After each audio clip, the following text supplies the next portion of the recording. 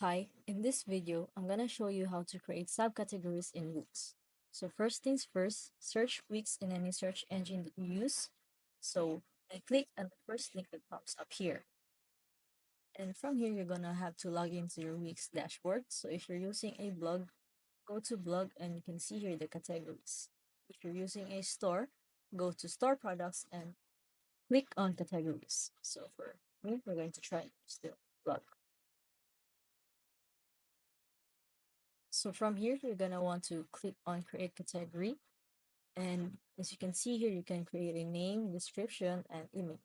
So for the name, let's follow their example.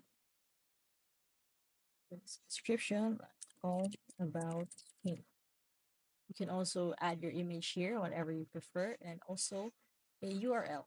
So every page URL ends with a slug that tells people what this page is about. So keep it short and easy to read. Or you can also view the category here on the preview for Google. And after that, you're going to want to click on save.